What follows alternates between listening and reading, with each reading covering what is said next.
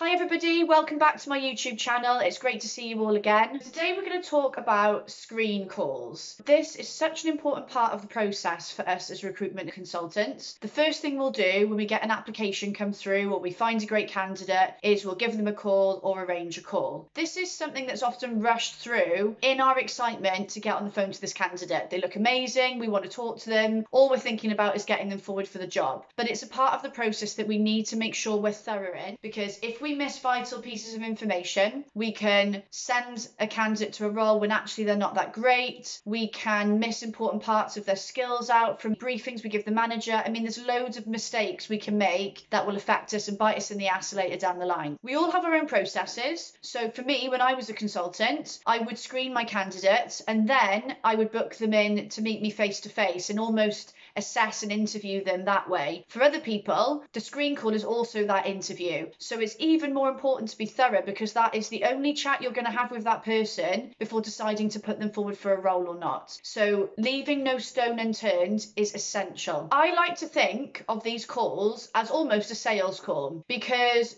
not only do we need to find out the needs of our candidates, what they want, what they're looking for, we also need to identify if they're right, so if they're a prospect, and we need to then sell in the job or jobs that we have, because that candidate needs to agree to go to them. We can't just send them without their permission. And there's a structure that I used to follow that I now train other people to follow that you might want to use. It's starting with the introduction. Remember, some of the candidates that you're calling will be with a number of agencies and will have applied for a number of roles. So make sure that you're clear from the start who you are and where you're calling from. Then I would go in with asking them questions. If you go straight into the call telling them about the job, you don't know whether they're right for it, and also you don't know whether it's of interest to them. They could be a great candidate, but they might not be interested in that particular job. It could be that you decide to work on them in the future. But if you go straight in with that sell of the job, and they're not interested, it cuts the call off and you've not had any chance to get to know them and their skills. Save that information. Even if you get asked about it, regain control of the call. Explain you've got to ask some questions first and get those out of the way. While you are asking questions, make sure that you're building rapport. Don't be a robot. Don't just be firing these questions at them. Take the time to chat to them. Use your personality. No other recruiter has your personality. You are an individual. So use your rapport building skills. Let them talk. Listen to them.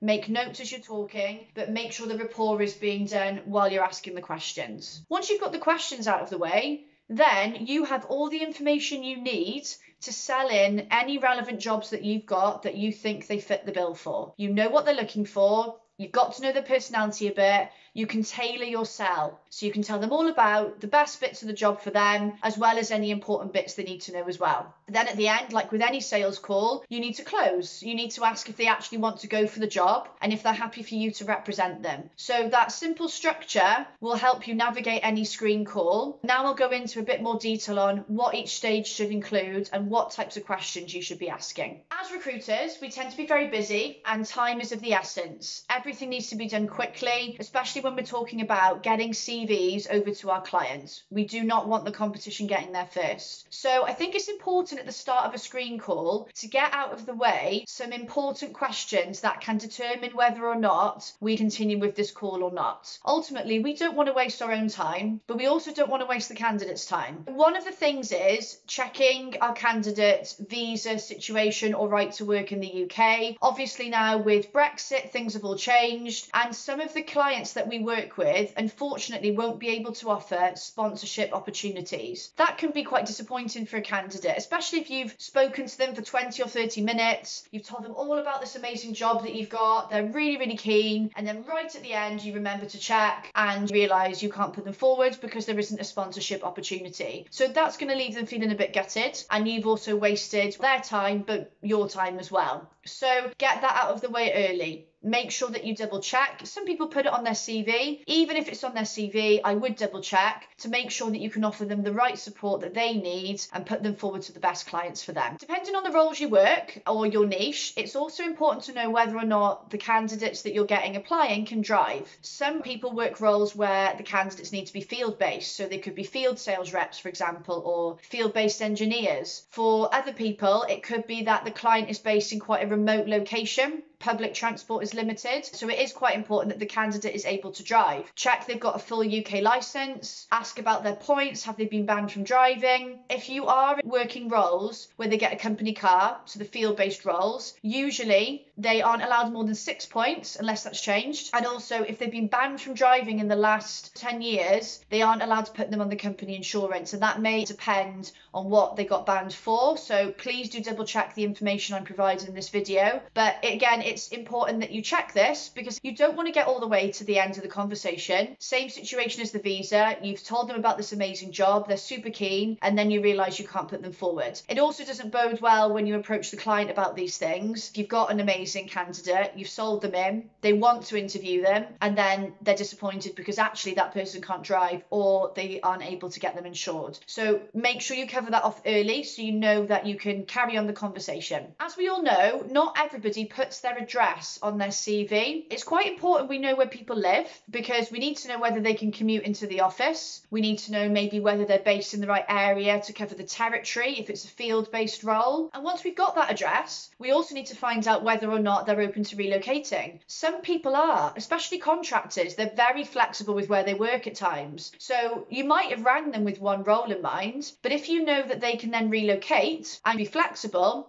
there could be a number of other positions you can talk to them about in that call. So early on, find out where they live and where they're happy to work. If at this point, the answers to the questions mean there's a lot stacked against them and you can't see you having any roles for them, it's a good time to end the call. There's no point dragging it on for no reason. If, however, the role you rang them about isn't suitable, but you feel there could be other roles in the future, I would 100% carry on because if they're a great candidate, you don't want to lose them. It's great to build a relationship with them, get them added to your database, and you've got them then in your pool of candidates as soon as any other roles come up. Now it's time to get into more of the probing questions, and I think it's important to highlight that this conversation should feel like a really nice, friendly chat. That candidate should come away feeling like they've almost had a chat with a friend. And that's where the rapport building comes in. It's really important that you're not interrogating them, you're not interrupting them, you're not rushing through the conversation. Make sure that you're asking open questions and that you are listening to what they've got to say and taking the information on board. There's no point asking questions for the sake of asking questions. You're doing it to identify whether the candidate is suitable, but also to get to know them a bit better as well. We both know that we're basically interviewing them, but we don't want them to feel like that. They need to feel comfortable and as if they can open up to us. Starting off, it's usually a good idea to ask what made them apply for the role. We all know that there's candidates out there that will, of course, be applying for more than one job, but it would be good to know why this one in particular caught their eye. What stood out to them in the ad? What's made them think that this is a good role for them? It's good for us to know as well if they're applying for anything and everything. We don't want a candidate that is applying for all these types of jobs, doesn't know what they want, and probably doesn't know anything about the job they've applied for. So that would be my next question then, is once I know why they've applied for this role, what do they know about the role? Have they gone and done any research? Is this something they've done before and they're applying for something similar? Both questions are important. This is especially important for any junior roles that you're working on. They could be graduate roles, for example, because we want to know that although they haven't done the role before, which is fine, they've put some background research in before applying to know that it's something that they want to do. You'll have their CV in front of you, so at this point I would start delving deeper into their background. Not everybody puts all the information on their CV. A lot of people get told to keep their CVs very, very brief. So if we just went by that, we really wouldn't get an understanding of the person. So really probe them, help them open up, make them feel comfortable. If it's a junior or graduate role, go into their education, ask them about university. Things like, what sports did you play? What societies were you part of? Probe them around their degree marks. Always pay attention to the start and end dates of someone's degree. Notice it maybe if they've had a year out, and make sure that they've got the correct results on their CV. If it's somebody more experienced, ask them about their previous roles. Go into why they left every role. Check the dates. Check how long they were there for. We don't want people that have jumped around. We need to check reasons for leaving and how long they were in each role for. If they're vague around why they've left roles and maybe a bit defensive about leaving positions, that would be a red flag for me. Yes, okay, every one of us will now and again have a short-term position in a role. It may be we got made redundant, it was a short-term contract. Sometimes we make the wrong decision. We join a company and we realise it's not for us. That is fine. But for somebody to have that consistently on their CV is a bit of a worry and a red flag. So that's why it's really important to cover that off. When you go through each role, ask them nice and openly to tell you what they did in that role. What was it like? What was their team like? Who did they work with? What did they achieve? Really get to know what they've done in each position and understand what they're capable of as well. If you've been given a role by a client where they've been very specific about a certain technical ability, something more like a coding software, it could be a certain package they've had to use, I would ask them about things like how long have they used that technology for? When did they start using it? Which do they enjoy using the most? Just to really hone in on whether or not the job you've got or any future jobs are going to be right for them. As well as understanding their skills and their technical background, it's also important for us to get to know the person at a much deeper level. So asking questions like, what type of role are they looking for? Where do they see their career going? What kind of team are they looking to join? What kind of progression do they want? These types of questions for us to identify their needs, but understand them at a deeper level. Showing an interest in these candidates is going to help you build rapport. When you show an interest in somebody and you're inquisitive,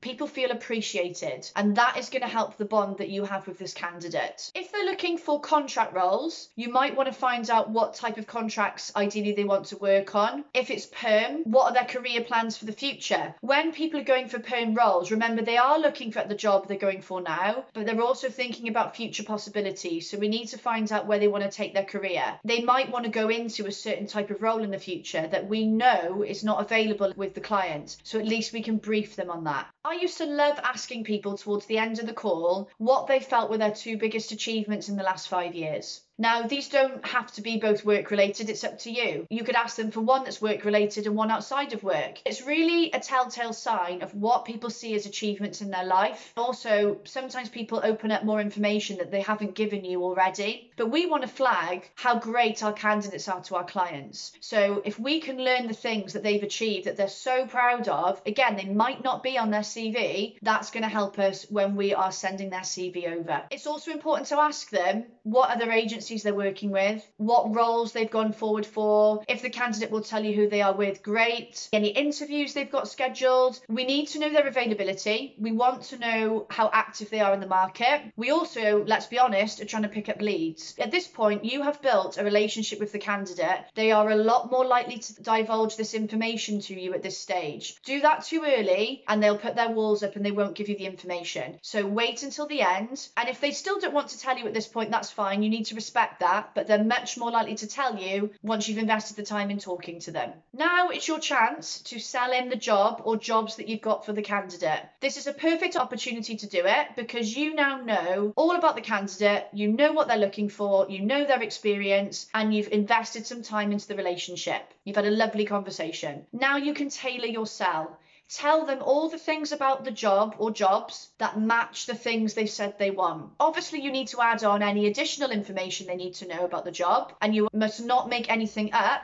This is all factual information you need to be telling them, but you can now tailor it to suit them as a person. Really accentuate why this job is right for them. And this is also a good time for you to ask them what they think. Have they got any questions? If they're happy, if they're really keen on the job, make sure you check they're happy for you to represent them. I know some recruiters then send something out in writing. That would be a good point to inform them of that next step as well. Selling in the job is really, really important because whether or not you think they're right, even if they're perfect for it, they might not want to go for it. If they're happy to go for it and they want you to represent them, you've then done the close. We then need to run through some next steps with them. Make sure you're clear about how you'll keep in touch with them. Make sure they've got your contact details. Make sure they understand how long feedback normally takes from this client. If you're sourcing for a job that has planned interview dates and it may well have a start date that's fixed, at this point I would check their availability, make sure that they keep those dates free, check if there's any clashes, because if there are, at least you know early on and you can flag it to the client. I'm sure we've all been in situations where our clients have said they've got these fixed interview dates or fixed start dates that they can't move, but when the perfect candidate comes along and unfortunately they can't make one or two of those dates, they are then able to move the goalposts. But until we know that information, we can't address that as a potential issue. So cover it off early so it doesn't affect you later down the line. Lastly, make sure they feel appreciated. Thank them for their time. Make sure they know they can keep in touch with you, and really make sure you firm up that relationship by ending the call in a grateful way. Make sure that they can see you appreciate their time. Thank them for speaking with you, and then you can move on to hopefully sending their CV. You've just had a great chat with a candidate that you can add to your database, and you've established the start of a great relationship. So that's basically how I would conduct a screen call. I know we all have our different ways of doing things. If there's anything that you do in your screen calls that you think I've missed in this video, please comment. I'd love to hear about it. If you would like some coaching around telephone screening, or you would like your teams to have some coaching and training around it, there is also a link to book a chat with me underneath this video, so please do so if you would like to talk in more detail. I have other videos on my channel that may be useful to you, and I do post them every month, so if you haven't already subscribed, please do so. Thank you so much for your time, and I will see you all next month.